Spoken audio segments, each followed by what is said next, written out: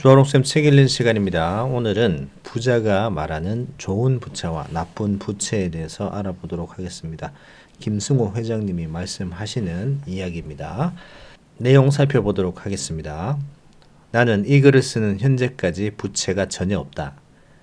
나 정도 규모의 비즈니스를 가진 사람 중에 부채가 제로인 경우는 흔하지 않다. 운영 사업체에도 부채가 전혀 없으며 개인적인 재산에도 부채가 없다.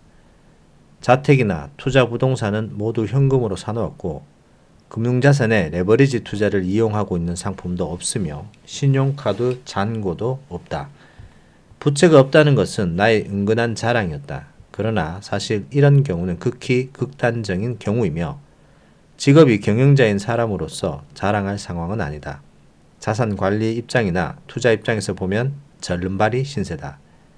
내가 이런 극단적인 무차입 경영을 하고 있는 이유는 개인적 트라우마 때문이다. 사업을 하면서 신용카드 돌려막기를 하며 무모한 도전을 이어가던 젊은 시절 은행에서 부도수표 때문에 걸려오던 전화의 공포가 아직까지도 남아있기 때문이다. 원형 탈모가 생기고 은행 간판만 봐도 심장이 두근거리는 시절이 있었다. 빚이 얼마나 무서운 것인가를 알기에 절대로 은행 빚을 지지 않겠다고 마음먹고 아직 지키고 있지만 어쩌면 이제 이 트라우마에서 벗어날 때가 온 것 같다.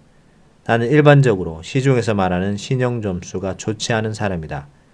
사실 좋지 않다고 볼 수 없지만 금융권에 돈을 빌린 적도 없고 갚은 기록도 없어 신용평가를 할 수가 없다. 그런 내역이 없으면 나쁜 것으로 규정된다. 나는 지난 20여 년간 한 번도 돈을 빌려본 적이 없으니 평가할 근거가 없을 뿐 다른 한편으로 보면 가장 신용도가 높은 사람일 수 있다.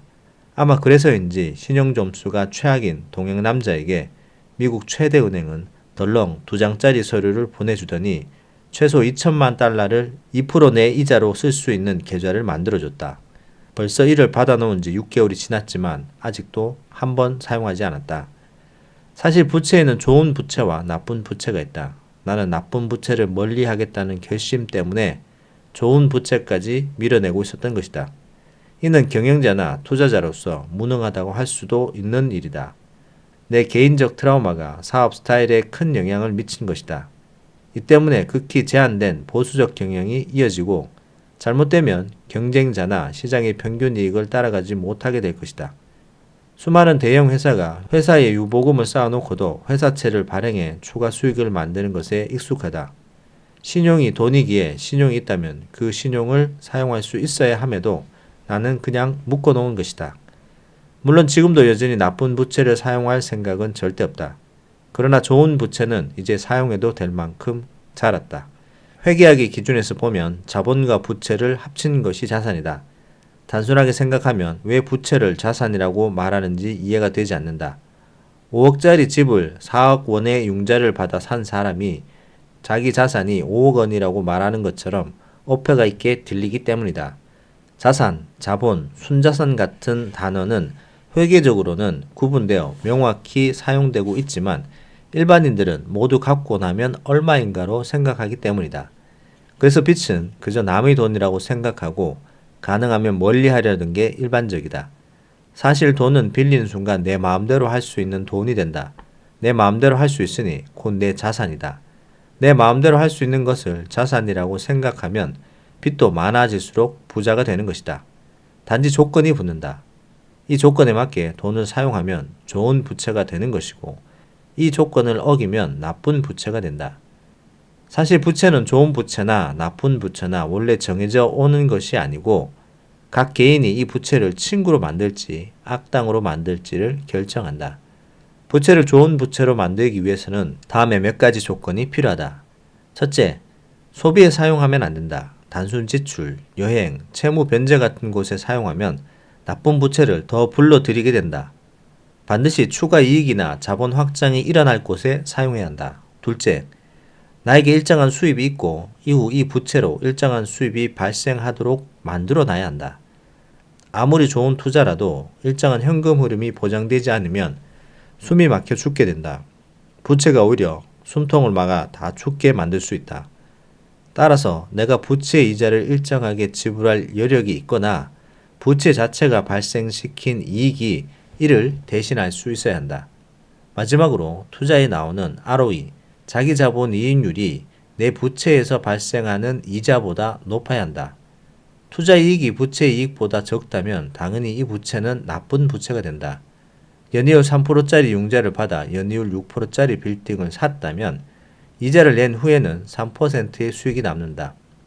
만약 회사가 제품을 만들어 30%의 이익을 남기고 있는데 공장을 증설해 돈을 더 벌 수 있고 이때 5% 이자로 융자를 받아 추가 생산 라인에서 25%의 이익을 남길 수 있다면 좋은 부채다. 즉, 싼 이자로 더 비싼 수익을 만들 수 있는 상황이라면 이 빚은 아주 좋은 빚이다.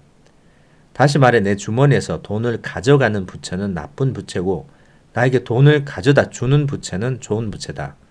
내가 통제하지 못하는 부채는 나쁜 부채고 내 통제 안에서 움직이는 부채는 좋은 부채다. 대기업들이 이런 부채를 이용하지 않았다면 커지지 못했을 것이다. 상장을 하거나 투자를 받거나 은행에서 돈을 빌리며 커지는 것이다. 부동산에 투자하는 사람들도 비슷하다. 빚은 절대 안 된다라는 말은 부채의 기능을 잘 이해하지 못해서 생기는 것이다. 혹시 이 글을 부채는 괜찮은 거야 라는 메시지로 듣지 않기 바란다. 부채는 여전히 무서운 것이 맞다. 칼을 다룰 줄 모르면 제사를 자를 수 있고 잘 사용하면 훌륭한 요리를 만들 수 있는 것과 같다. 그러나 칼은 여전히 위험하기 때문에 조심히 다뤄야 한다. 자, 여기까지입니다. 부채에 대해서 김성호 회장님께서 얘기를 하고 있습니다. 본인은 젊었을 때 개인적인 트라우마로 인해 가지고 부채를 지지 않는 경영을 해왔으나 이제는 본인도 그만큼 사업이 확장이 되고 커졌기 때문에 부채를 활용해서 좋은 부채를 활용해서 더 큰 이익을 발생할 수 있는 그런 위치에 있기 때문에 이제 부채를 사용한다고 중간에 얘기를 하셨는데 이 부채를 좋은 부채로 만들기 위해서는 절대로 소비에 사용해서는 안 된다라는 것. 단순 지출이나 채무 변제로 사용하는 것은 또 다른 나쁜 부채를 끌어오는 그런 부채가 되는 거고 일정한 수입이 있고 나서 이 부채에 대한 이자를 내가 일일이 다 매달 갚을 수 있고 그리고 또 부채로 인한 이익이 그 이자를 감당할 수 있으면 좋은 부채라고 할 수 있습니다. 한마디로 이자를 조금 싼 곳에서 빌려서 더 큰 수익을 낼 수 있는 투자처가 있다면 그것도 일정한 꾸준한 수익률을 낳을 수 있는 투자처가 있으면 그건 곧 좋은 부채로 인식되고 내가 컨트롤할 수 있는 부채는 좋은 부채라고 얘기를 해주고 있습니다. 결국은 내 주머니에서 계속 돈을 나가게 만드는 부채인가 아니면 그 빌린 부채가 나에게 돈을 더 많이 벌어주는 부채인가를 잘 판단을 해야 될 것 같습니다. 중요한 것은 돈을 빌리면 내 돈에 들어오는 순간 내가 마음대로 휘두를 수 있고 사용할 수 있기 때문에 그 부채라는 칼날이 나를 향하지 않도록 그렇게 잘 관리를 하는 게 결국 좋은 부채를 잘 쓰는 그런 방법이다라고 말씀을 해주고 있습니다. 참 어떻게 보면은 쉬운 말이긴 한데 돈이라는 게 갑자기 나에게 큰 돈이 들어오면 내가 하지 못했던 것을 해보기 위한 욕망이 먼저 앞서기 때문에 좋은 투자처를 놔두고도 일상 소비에 써버리는 그런 경우를 종종 보게 됩니다. 좋은 부채를 만들기 위한 방법을 고민해보는 그런 시간이 되는 것 같습니다. 자, 오늘은 여기까지 하도록 하겠습니다. 내용 괜찮으셨으면 구독, 좋아요 부탁드립니다. 감사합니다.